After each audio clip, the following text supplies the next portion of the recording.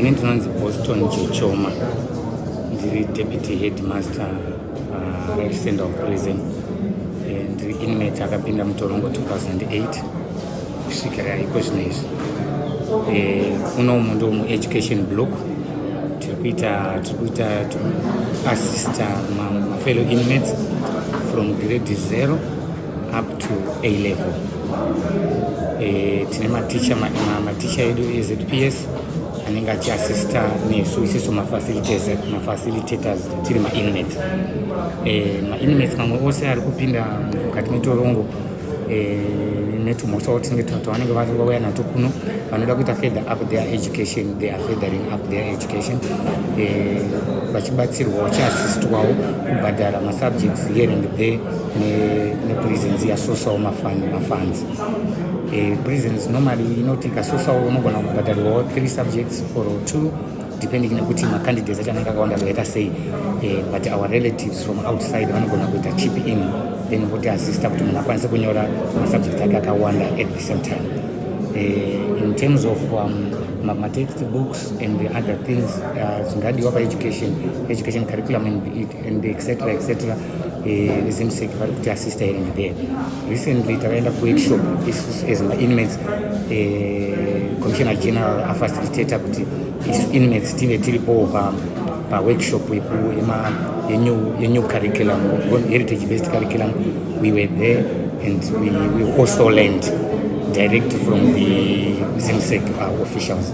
Saka, in terms of equipment, knowledge, education, we are also there. Chirongozotishotera zvedu infrastructure ye-ICT, the latest mode chimanje chikuti tipindewo masai-site chidai.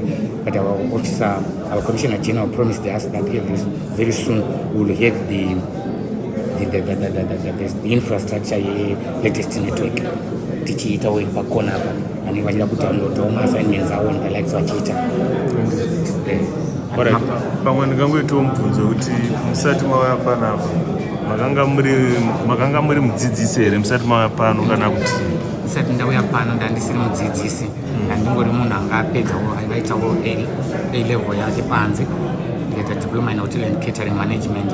In 2008, 2006, 7, 8 pangonetsa economy paya I was dragged into crime. Ndobva ndasvika pano, saka passion yekuzodzidzisa ndakatoiona from 2012 ndichitokwanisawo kuassista fellow inmates up to today. Andiri. Saka mungangotaurira muchidimbu kana makasununguka kuti mhosva yamakapara ndezvekare mane makore mangana muri kuseva? Okay, allegations andinawo anga ari armed robbery. So I was arrested in 2008, ndikaconvictwa in 2009, ndikaconvictwa up to 31 years imprisonment.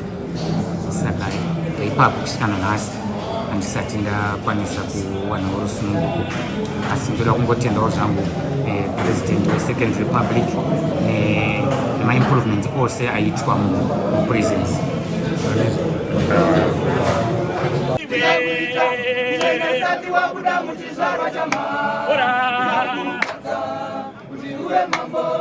Vakange varonga kuti umambo ndehwedu, denga rakaramba rikasarudza dzinza rako, chiedza chinotyariwa wona vose vakarura, uchabara ushe pakati pevavengi, kunyangwe ukandure